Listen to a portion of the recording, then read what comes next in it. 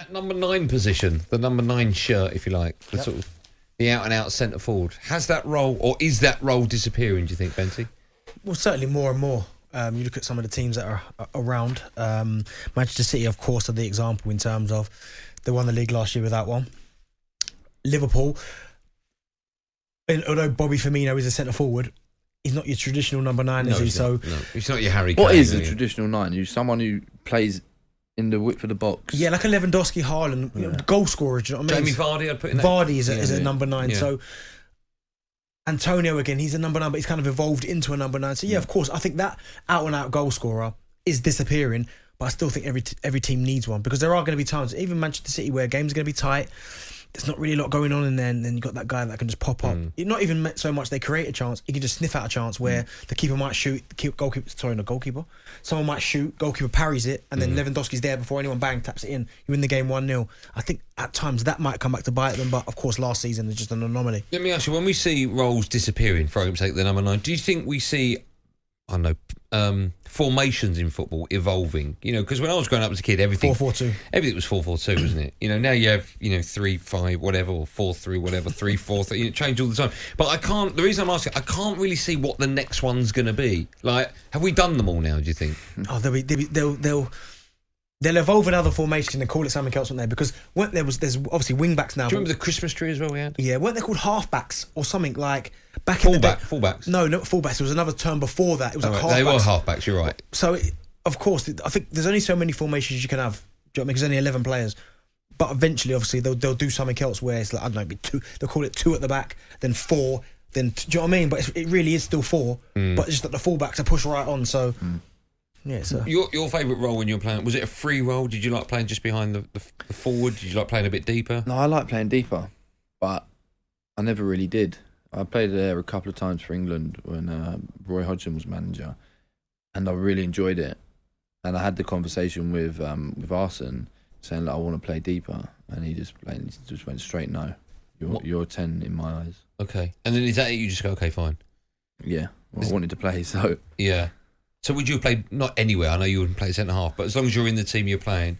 Yeah, I think the beauty of that team that we had as well was our biggest strength was the rotations. You know, we had Cazorla, Rosicky, me, Ramsey, who would just sort of have a free roll across the whole pitch. As long as when we lost the ball and we were pressing, we were in a set position, we could roam the pitch.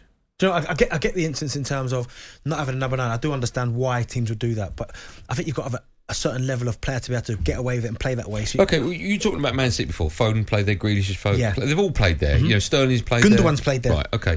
Do you is that more difficult to find a team with so many players that can play that role? Or do you think that when you're playing that false number 9, because you're not playing with an out-and-out striker, it's maybe an easier role to fill? Because less is expected, because anyone can score from any position. Yeah, maybe, potentially, but also as well, you've got to think from the opposition's point of view. If you've got a number 9 there, you know exactly where he's at. He's down the middle, so really you can just concentrate on him, really, and then it's up to the players around him to create opportunities for him. But when you've got such a fluid front 3, like a Foden, Mahrez, Sterling, De Bruyne, and they're moving all over the place, defenders don't know who they're marking. Do you know what I mean? It can be difficult. But listen, I played number 9, so I'm always going to defend the fact that you need a number 9. And if you look at Manchester City's first Premier League title, where does that come from? Sergio Aguero, bang. Do you know what I mean? When the game, what was it, 93rd minute or something crazy like that, pops up, gets the goal. So I think you'll always need a number 9, but of course Manchester City are kind of going against the grain. But this is not the first time Pep's done that. No. He did it at Barca. Would you have preferred, because you played a lot with a strike partner, right? No, not for large periods of me on my own. Okay, which did you prefer? Would you? I know I'm going to say, when I say would you rather be the Man City team, of course you would, because you're winning trophies. But would you rather play that sort of single role as a striker in the middle of a front 3, or would you rather play as a front 2 alongside someone? I like to play down the middle on my own, but certainly coming up, I was with you 4-4-2. Certainly when I was in the youth team, that's what it was, 4-4-2.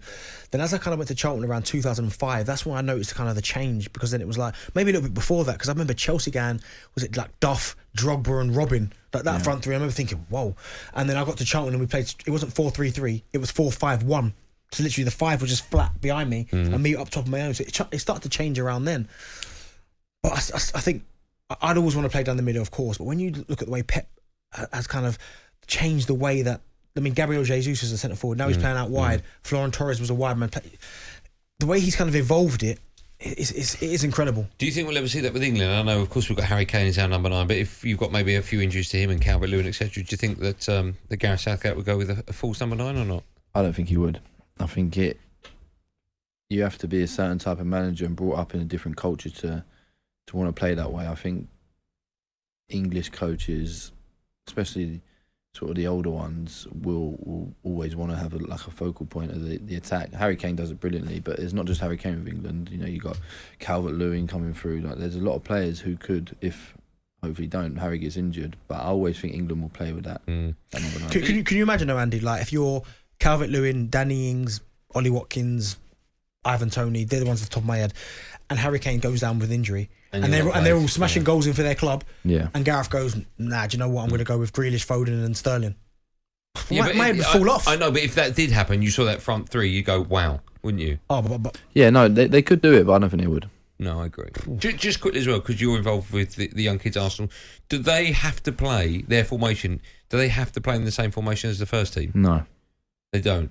no.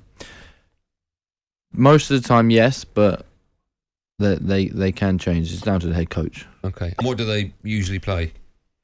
3-4-3, 4-3-3. It varies between them two. Yeah.